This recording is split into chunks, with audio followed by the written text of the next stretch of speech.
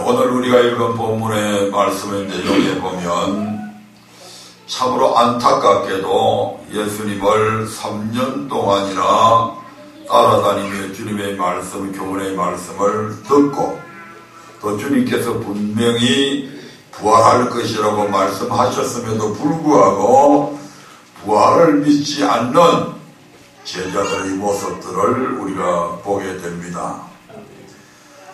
그러면 그들의 신앙이 오늘의 우리보다 못할까? 절대로 아닙니다.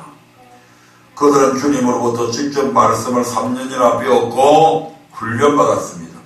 그리고 수많은 기적을 몸소 체험했을 뿐만 아니라 예수님의 사역을 통해 수많은 기적과 이적을 목도했고 직접 경험하기도 했습니다.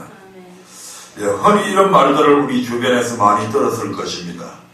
신앙이 변질되지 않고 잘 성장하기 위해서는 체험적 신앙이 있어야 된다는 그런 말들 말입니다. 이들보다 더 많은 신앙적 체험을 해본 사람들이 이 지구상에 있을까? 여러분들은 성남 파도 위를 걸어본 적이 있습니까? 강풍과 성남 파도를 말씀 한마디로 잔잔케 하시는 현장을 직접 본 적이 있냐 이 말입니다. 죽은 지 나흘이 되어서 썩어 문드러진 시체가 살아서 저들과 함께 먹고 마시며 웃고 떠드는 현장에 있어 본 적이 있냐 이 말입니다. 아니 풍문으로라도 여기 기록된 성경 외에 다른 누군가를 통해 이러한 일을 들어본 적이 있습니까? 결코 없을 줄 압니다. 따라서 그들의 신앙이 오늘날 우리보다 못하다고 하는 것은 상상도 할 수 없는 것입니다. 그럼에도 불구하고 이 많은 것들을 경험했던 그들은 부활을 믿지 못했습니다. 다시 말해 저들의 마음속에는 부활의 신앙이 없었다는 얘기입니다. 오늘을 살아가고 있는 많은 사람들이 예수님의 부활을 믿습니다. 직접 보지도 못했지만 기록된 성경의 말씀을 통해서 우리는 주님께서 부활하셨음을 믿습니다. 이런 주님의 부활을 믿으면서 오늘 자기 자신들도 부활한다고 믿습니다.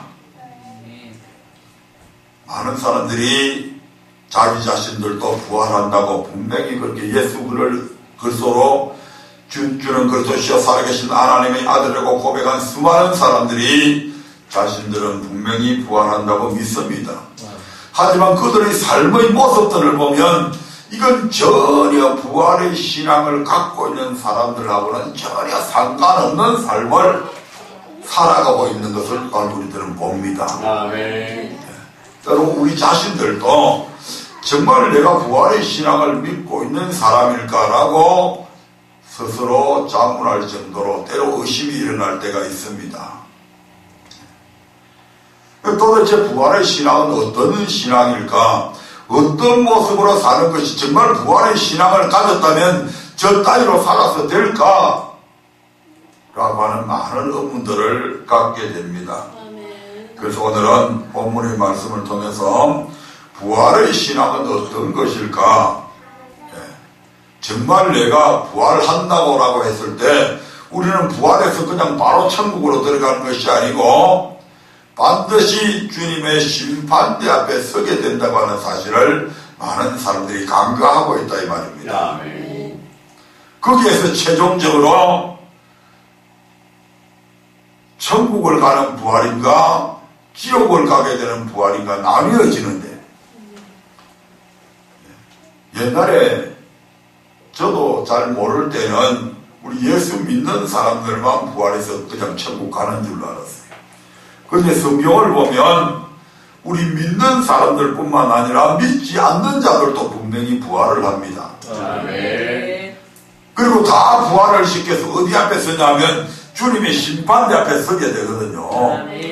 거기에서 선한 일을 행하는 사람들은 너는 생명의 부활로 저 영원한 천국에 들어가라.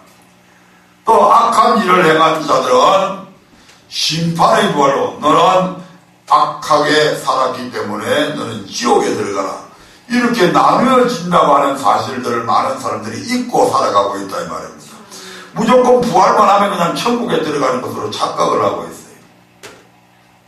성경은 결코 그렇게 우리에게 교훈하고 있지 않습니다. 네, 그럼 지금부터 부활의 신앙은 어떤 것일까 하는 것을 믿음의 선배들이 부활의 신앙을 가지고 살아간 믿음의 선배들이 어떻게 살았는지를 살펴보면서 은혜 받고자 합니다. 첫 번째로 부활의 신앙을 갖고 있는 사람들은 하나님을 경외하며 무슨 말을 쓰든 순종하는 사람들입니다. 우리가 잘 알고 있는 아브라함을 보면 창세기 22장에서 하나님께서 아브라함을 시험하시는데 어떻게 시험하시는 거니? 아브라함에게 독자 이삭이라고 하는 독자 한 명만 남았습니다. 그 독자 이삭을 하나님께서는 하나님 앞에 제물로 드릴 것을 요구하십니다. 창세기 22장을 찾아봅니다.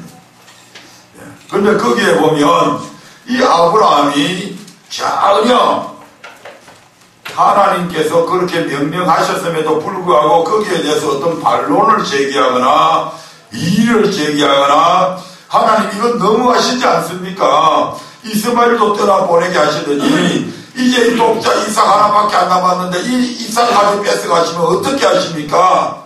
하고 전혀 반론을 제기하지 않았던 사실을 우리는 보게 됩니다. 같이 한번 읽어보도록 하겠습니다. 시작. 그 일 후에 하나님이 아브라함을 시험하시려고 그를 부르시되 아브라함 하시니 그가 가로되 내가 여기 있나이다. 여호와께서 가라사대 내 아들 내 사랑하는 독자 이삭을 데리고 모리아 땅으로 가서 내가 내게 지시하는 한 산 거기서 그를 번제로 드리라. 아브라함이 아침이 일찍 일어나 나귀의 안장을 지우고 두 사람과 그 아들 이삭을 데리고 번제에 쓸 나무를 쪼개어 가지고 떠나 하나님의 자기에게 지시하시는 곳으로 가더니. 아멘. 이거 보십시오.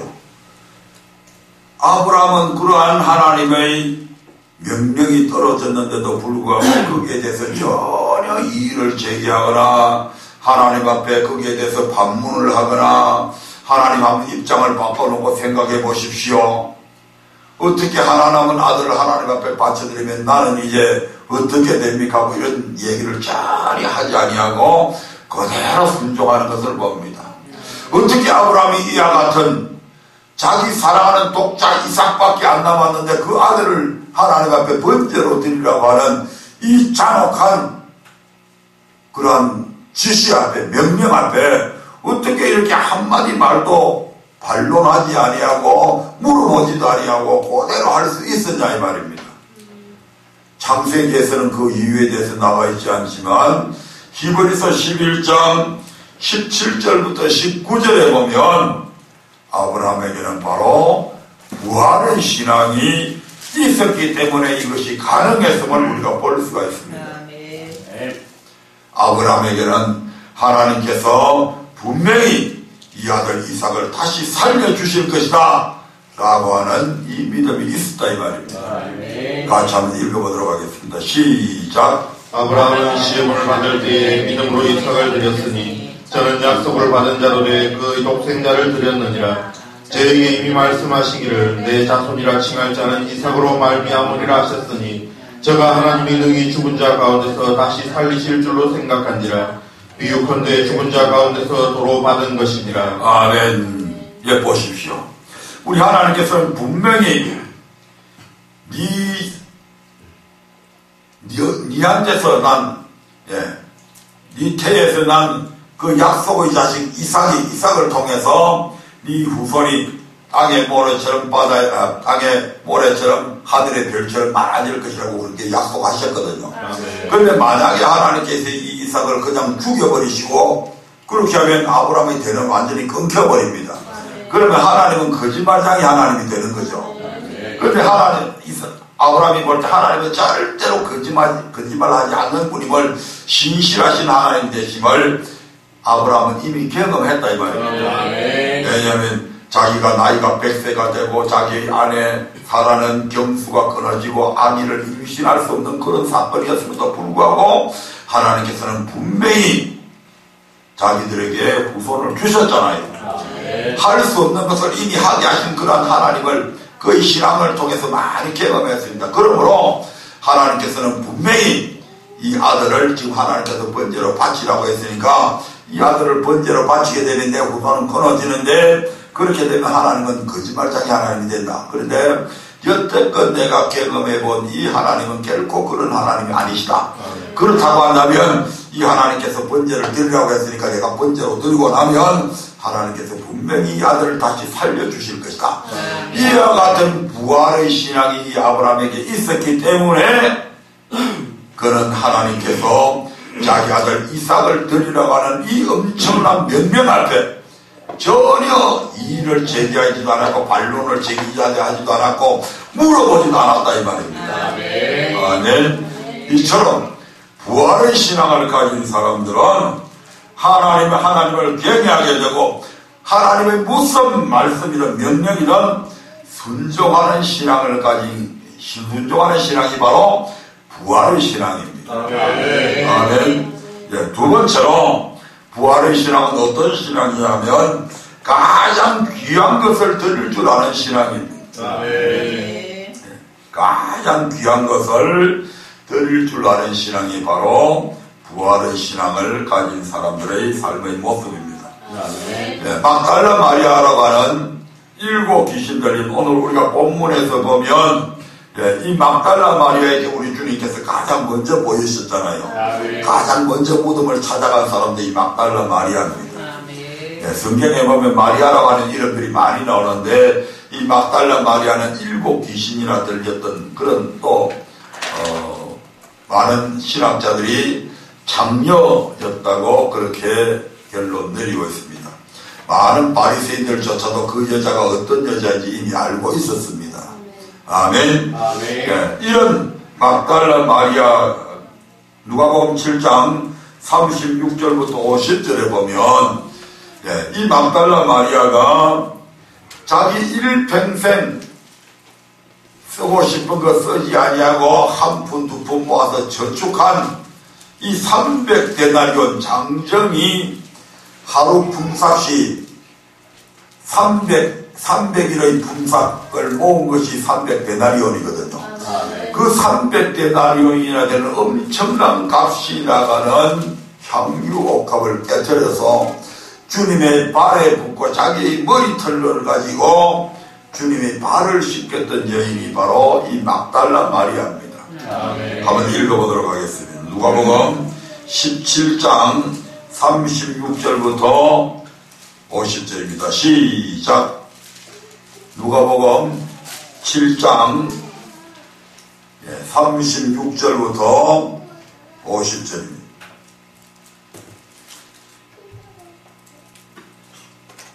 같이 읽겠습니다. 시작. 한 바리새인이 예수께 자기와 함께 잡수시기를 청하니 이에 바리새인의 집에 들어가 앉으셨을 때에 그 동네 죄인인 한 여자가 있어 예수께서 바리새인의 집에 앉으셨음을 알고 향유 담은 옥합을 가지고 와서 예수의 뒤로 그 발 곁에 서서 울며 눈물로 그 발을 적시고 자기 머리털로 씻고 그 발에 입맞추고 향유를 부으니 예수를 청한 바리새인이 이것을 보고 마음에 이르되 이 사람이 만일 선지자더면 자기를 만지는 이 여자가 누구며 어떠한 자 곧 죄인인 줄을 알았으리라 하거늘 예수께서 대답하여 가라사대 시몬아 내가 내게 이를 말이 있다 하시니 저가 가로되 선생님 말씀하소서. 가라사대 빚 주는 사람에게 빚진 자가 둘이 있어 하나는 500데나리온을 졌고 하나는 50데나리온을 졌는데 갚을 것이 없으므로 둘 다 탕감하여 주었으니 둘 중에 누가 저를 더 사랑하겠느냐. 시몬이 대답하여 가로되 제 생각에는 많이 탕감을 받은 자이니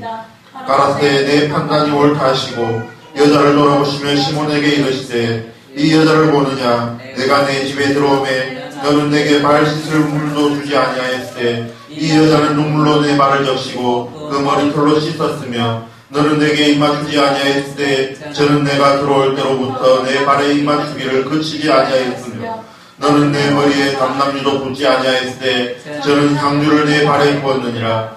이러므로 내가 내게 말하노니 죄의 많은 죄가 사하여졌도다. 이는 죄의 이라 사함을 받을 입이 적은 자는 적게 사랑하느니라. 아멘.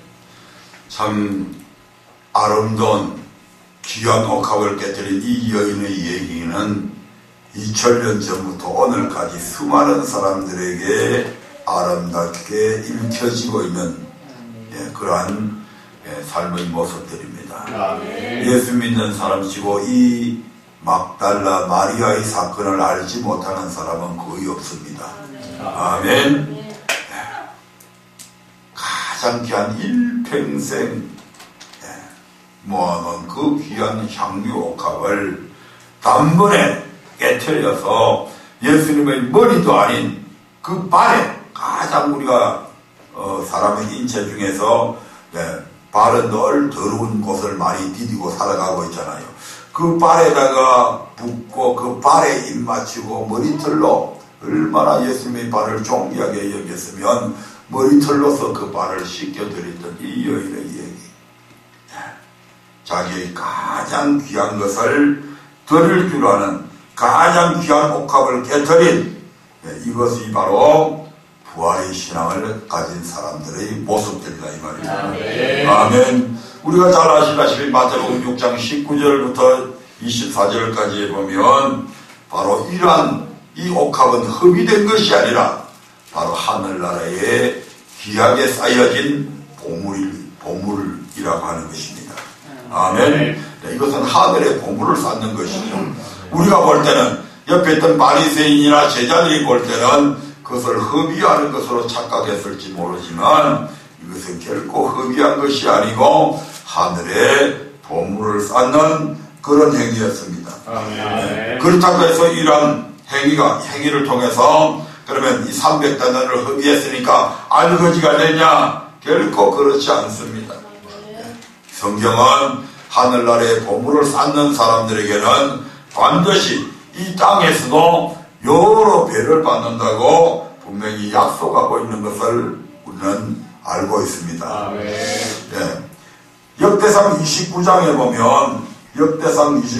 보면 다윗이라고 하는 사람이 있죠.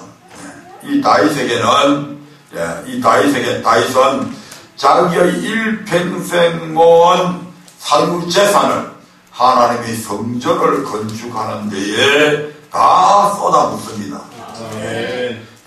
그렇게 다 쏟아붓는 이 다윗이 그의 일평생의 마지막 삶을 보면 다윗의 나라가 그럼 다윗이 쫄딱 망했냐? 절대 그렇지 않습니다.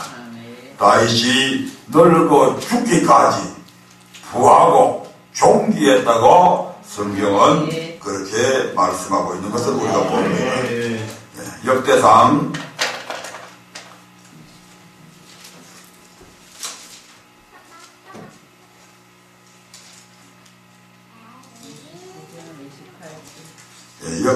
29장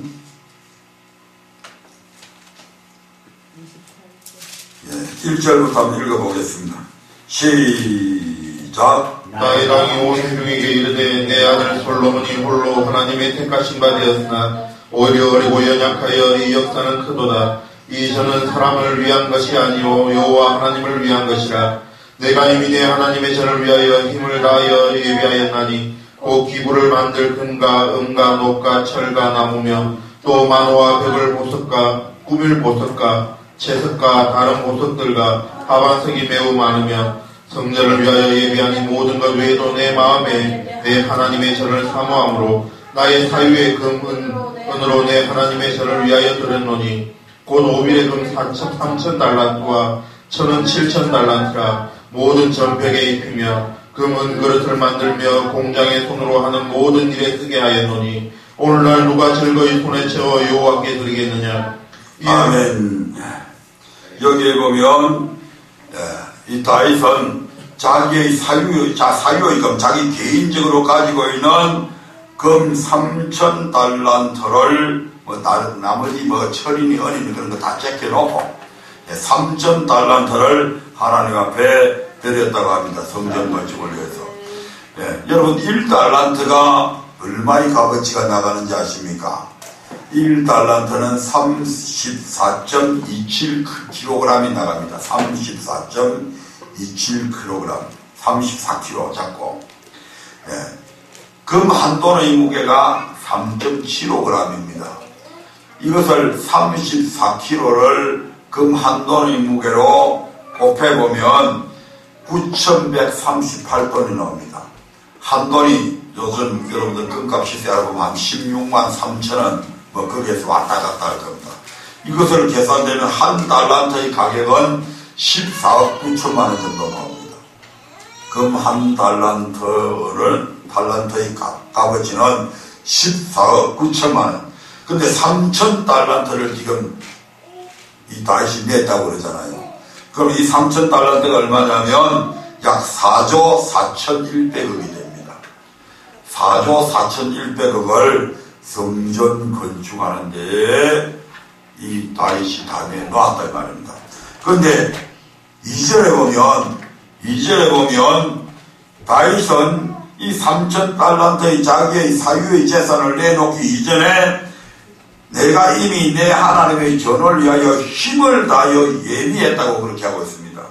뭘 예비했냐면 곡기구를 만들 금과 은과 녹과 철과 이런 모든 것들을 준비를 했는데 이 기구를 만들 금이라는 것들을 어느 정도 다윗이 내놨느냐 하면 역대상 22장에 보면 10만 달란트의 금을 내놓은 것을 우리가 보게 됩니다. 얼마요? 3,000달란트가 아니고 10만 달란트. 22장 13절부터 14절까지 한번 보겠습니다.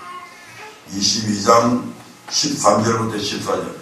다윗은 자기가 전쟁을 너무 많이 했기 때문에 하나님께서 다윗에게 성전을 지을 수 있는 것을 허락을 안 했어요.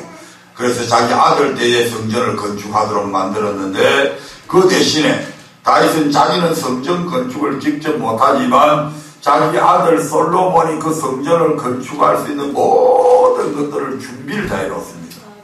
아멘. 13절 14절 읽어보겠습니다. 시작. 내가 만일 여호와께서 모세로 이스라엘에게 명하신 모든 율례와 규례를 삼가 행하면 형통하리니 강하고 담대하여 두려워 말고 놀라지 말지어다. 내가 환난 중에 여호와의 전을 위하여 금 10만 달란트와 은 100만 달란트와 녹과 철을 그 중수를 셀 수 없을 만큼 심히 많이 예비하였고 또 제목과 돌을 예비하였으나 너는 더할 것이며. 아멘. 다윗이 환난 중에, 다시 말씀드리면 다윗의 전쟁 중에 이 말입니다. 다윗은 수많은 전쟁을 했잖아요. 그 전쟁에서 승리할 때마다 적들이 가지고 있는 검은 부하들을 막 가지고 오잖아요. 전리품으로. 아멘. 그러한 자기의 나라의 부강을 위해서 국고에 쌓아줘야 될 그 엄청난 금, 여기에 보니까 10만 달란트, 은 100만 달란트, 이걸 하나님의 성전에 쓸 모든 기물들, 또 성전에 입힐 금들을 이 다윗은 미리 준비해서 하나님 앞에 이미 다 드렸습니다. 이거 외에 자기가 소유하고 있는 개인적 금 3,000달란트도 다 내놓았다 이 말입니다. 완전히 다윗이 알거지 된 거잖아요. 이 정도 되면. 그런데 역대상 29장 28절에 보면, 역대상 29장 28절에 보면 제가 나이 많아 늙도록 부하고 존귀하다가 죽음에 그 아들 솔로몬이 대신하여 왕이 되었다고 성경은 그렇게 말씀을 하고 있습니다. 같이 한번 읽어볼까요? 시작. 저가 나이 많아 늙도록 구하고 존귀하다가 죽음에 그 아들 솔로몬이 대신하여 왕이 되니라. 아멘. 가장 귀한 것을 들을 줄 아는 신앙, 그 신앙이 바로 부활의 신앙이다 이 말입니다. 다윗은 이미 이 부활의 신앙을 갖고 있잖아요.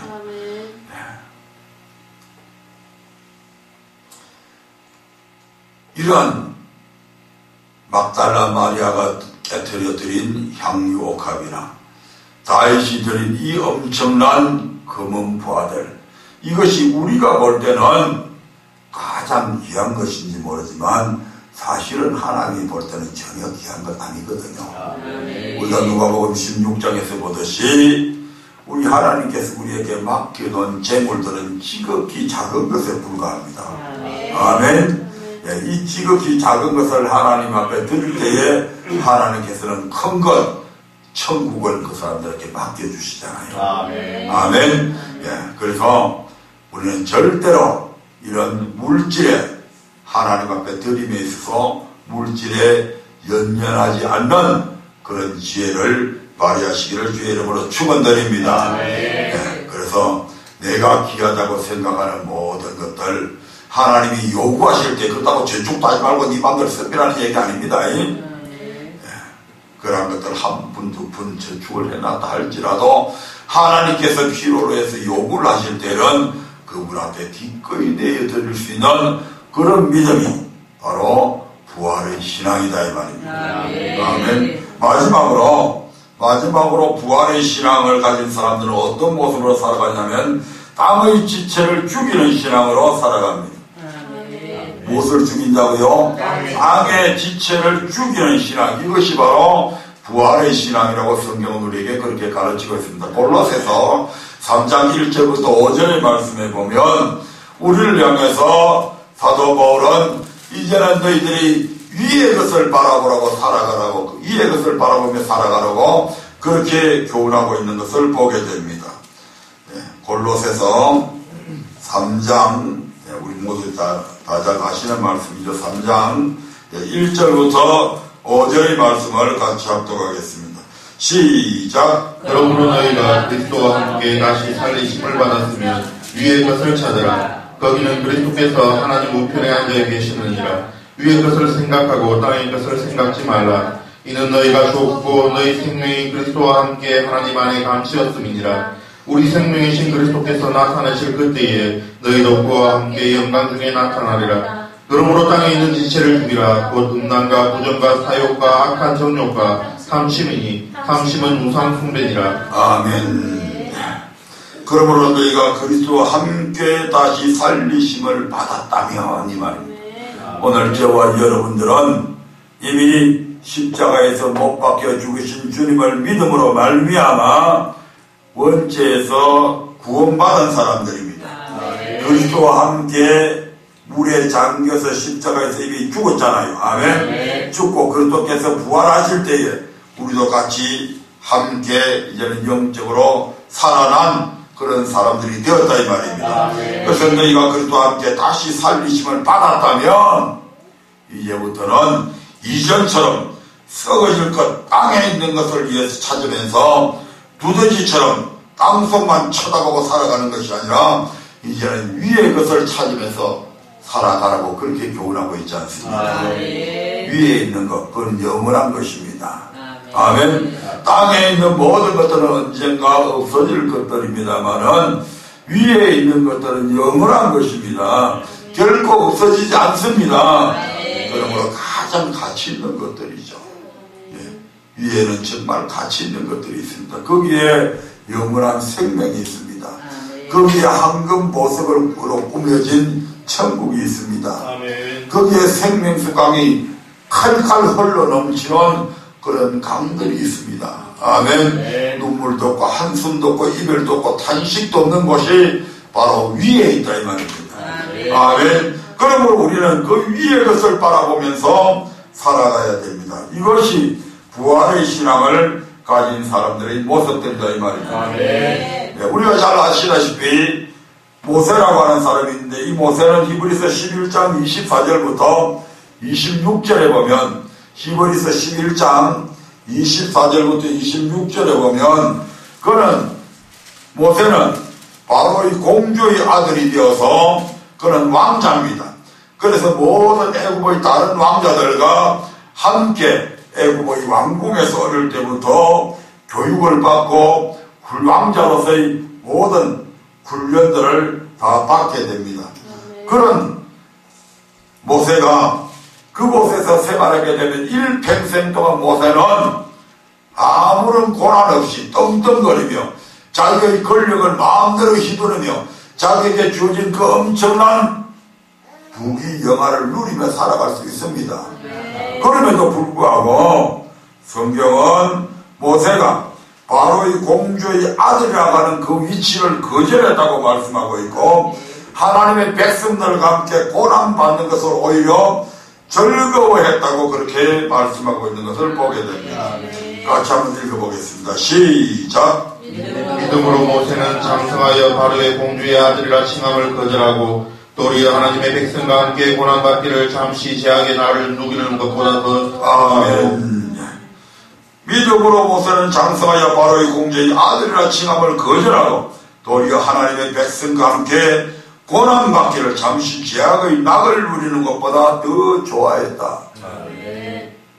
이 땅에서 제약의 낙, 음란, 사사로운 욕심, 사욕, 온갖 부정을 저질러가지고 그것을 통해서 행복을 꿈꿔보는 모든 것, 탐심, 내 돈이든 남의 돈이든 돈만 있으면 사기를 쳐서라도 가지려고 하는 온갖 이런 더러운 욕심들, 이런 것들을 추구하지 않았다 이 말입니다. 오히려 그러한 것들은 죄악의 낙을 누리는 것들인데, 그 죄악의 낙, 모세는 남의 것을 가르치 알지 않아도 자기는 얼마든지 떵떵거리며 살고 있었습니다. 그러한 위치에 있었던 이 모세가 그러한 모든 것들, 바로 이 공주라고 하는, 공주의 아들이라고 하는 왕자라고 하는 왕자를 차버리고 거지처럼 노예 백성된 자기의 백성들과 함께 오히려 고난받기를 즐거워했다. 왜 그렇게 했을까? 왜 이 같은 바보 같은 짓을 했을까? 26절에서 이렇게 말씀하고 있습니다. 시작. 그리스도를 위하여 받는 능력을 애굽의 모든 고아보다 더 큰 재물로 여겼으니 이는 상주심을 바라봅니다. 아멘. 모세가 바로 이 공주의 아들이라고 하는 자리를 거절하고 하나님의 백성과 함께 고난받기를 오히려 즐거워했던 그 모든 그리스도를 위해서 받는 능력이 애굽의 모든 부하보다도 더 큰 재물임을 알았기 때문이다. 이는 곧 상주심을 바라봤기 때문이다. 여기에서 말하는 상은 부활의 상, 천국의 상, 영생의 상, 이런 상들입니다. 이 땅에서 상이 아니고 저 영원한 천국에 있는 상이다 이 말입니다. 이 땅에 있어서의 상, 이 땅에서의 멸류관, 그것들은 다 썩어버립니다. 우리 사도 바울이 너희가 다른 박질에서 그게 상을 받으려면 1등을 해야 된다. 그런데 올림픽에 나가서 마라톤에서 상을 받고 하는 이런 모든, 그래서 거기에서 주어지는 상금이나 거기에서 주어지는 그 당시에는 월계관 같은 이런 모든 것들은 다 썩어지는 것들이다.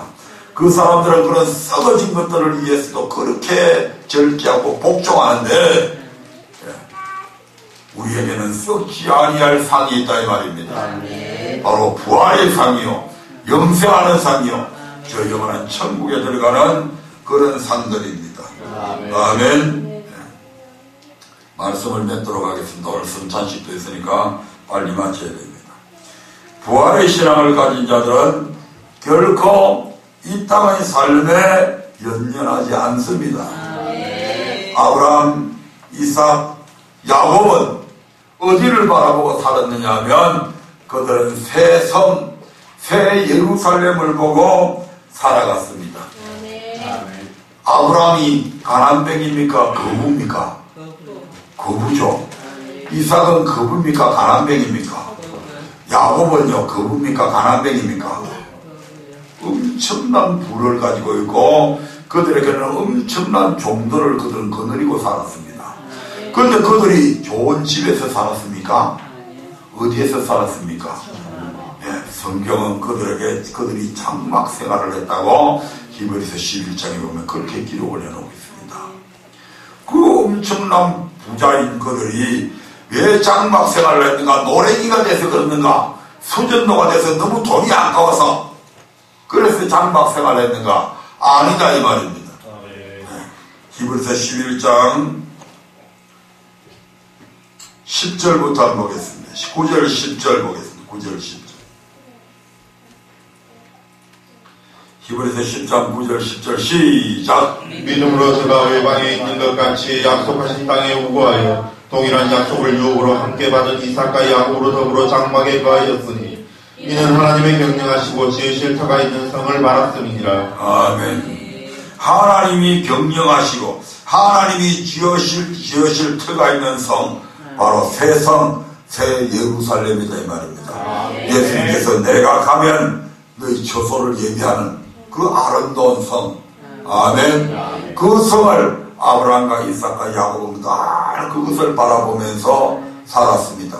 그래서 언젠가는 이 땅을 떠나야 하기 때문에 그 아름다운 집을 얼마든지 건축을 하고 살 수가 있었지만 그들은 장막에서 생활하면서 그 영원한 곳을 늘 바라보면서 살아갔다 이 말입니다. 네, 부활의 신앙으로 장차 갈 본향을 바라보았기 때문에 그렇게 했습니다. 그러므로 우리도 하나님을 경외하여 무슨 말씀이든 순종하는 그러한 신앙을 가지고 살아가십시다. 아멘. 가장 귀한 것을 드릴 줄 아는 신앙으로 살아가십시다. 아멘. 사실은 우리가 가장 귀하다고 생각하는 것들은 하나님 편에서 볼 때 가장 적은 것이고 보잘것 없는 것들이다 이 말입니다. 아멘. 마지막으로 땅의 지체를 죽이는 신앙으로 살아가십시다. 아멘. 땅의 지체가 추구하는 것은 찰나적이고 잠깐의 순간에 불과한 것들입니다. 이것은 결국 영원한 것이 아닙니다. 영원한 것이 아닌 것은 따라서 가치가 없다 이 말입니다. 오늘 아무리 좋은 회사가 있어가지고 연봉 1억을 준다 해도 내일 아침에 그 회사가 부도날 회사라. 아멘. 그러면 모르겠습니다만 뭐 1억 받고 다음에 또 다른 데 취직하면 이제 요새는 그런 생각들이 많이 있으면 그게 평생의 직장이라고 가정할 때 아멘.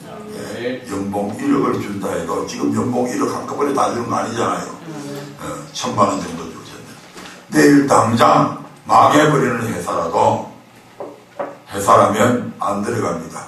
그보다는 차라리 연봉 5천만 원을 준다 하면 그 회사는 영원토록 앞으로 얼마든지 발전 가능한 그런 내 평생 동안 몸담아 직장 생활할 수 있는 그런 직장이 있다면 우리는 그런 직장을 택합니다. 아멘. 왜냐하면 가치가 있거든요. 아멘. 네. 아무리 좋은 것을 준다도 당장 내일 아침에 망해버리는 그런 회사보다는 망하지 않는 그런 회사를 원하듯이 이 땅에서의 그 어떤 삶도 결국에는 불타 없어지고 망합니다. 하지만 우리 하나님의 나라는 영원하다 이 말입니다.